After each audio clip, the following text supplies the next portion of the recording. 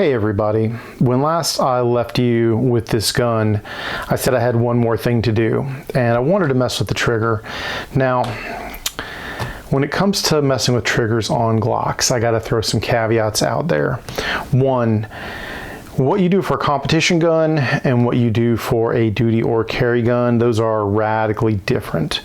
And I know some people will disagree with me, especially when it comes to carry guns, but I'm leery of a lot of aftermarket triggers. I really am. Some of them are pretty decent. Some of them are unacceptably light. Some of them start to mess with the internal safeties or defeat the internal safeties. And I'll tell you, for me guys, anything that does not retain all of the original factory safeties for anything that I'm betting my life on and carrying around on a regular basis, that is a no-go. Like I said, that's my opinion. I'm not telling you you have to do anything in any particular way with your gun, but that kind of lets a lot of things out for me. Now, one thing that I'm not too worried about is that minus connector.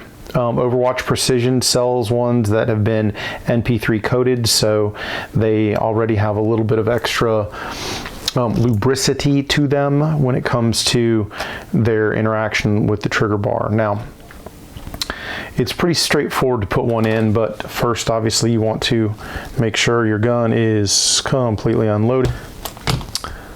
We'll set all that aside. The trigger bar itself needs to come out of the trigger housing, so we just walk that out, and then we're left with a connector. Now, the connector is not too difficult to pop out, and then we'll put in our Overwatch. Now, guys, I'm gonna be putting a little bit of grease like right there where they meet, but in the meantime, we're gonna put it in, and it's gotta be seated all the way. Before I go putting it together, I'm gonna get a little dabo grease and put it right where they meet. Doesn't take a lot.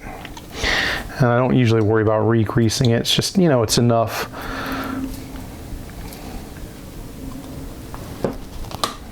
Reseat the trigger bar.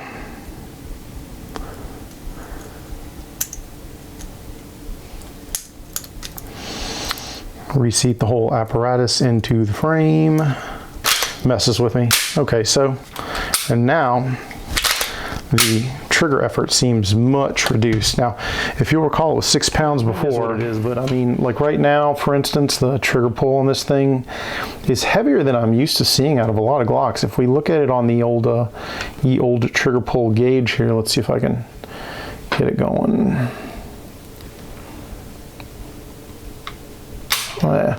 It's 6 pounds, so pretty heavy. I mean, not out of spec. Let's see what we get with our trigger pull gauge.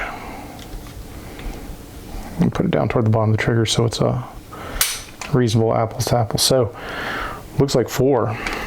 Woo! I might trade it out for something slightly less aggressive. Let's try it one more time. Let's see if it does it again. Yeah, about 4.5, so 4.5 pounds. I think that's perfect, guys. I don't really want it any lighter than that, like 3 pounds, 2 pounds. You can play with springs and you can get a lot lighter with a gun, but that I think is right about perfect. My big worry when playing with springs is actually not so much the trigger pull weight. It is very much the functionality, I guess, or reliability, because when it comes to reduced power springs, now I have less margin of error when it comes to igniting primers and things like that. So I should probably write, I'm putting my old connector back in here. I'm gonna have to write down with something that it is a OEM and not another aftermarket, just so I don't forget.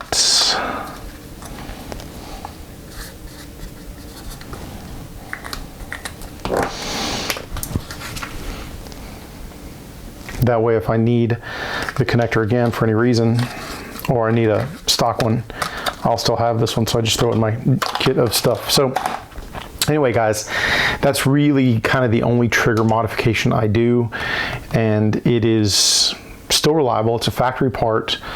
I don't like aftermarket like Ghost or any of the others. I'm not saying that those won't work. They probably will, but I've talked to people who've had issues with them, and I won't go into it, but let's just say that I have a lot of faith in the factory Glock parts in terms of triggers, trigger bars, connectors, all those pieces. I know they work. And so it's just one less thing for me to really have to worry about in terms of the behavior of the gun. And that's really it for this gun. Like, I'm not going to do anything else, I don't think. I mean, you could probably already argue that a lot has been done to it. You know, agency optic system, sights, optic, light. Did I do anything else? Standard slide catch.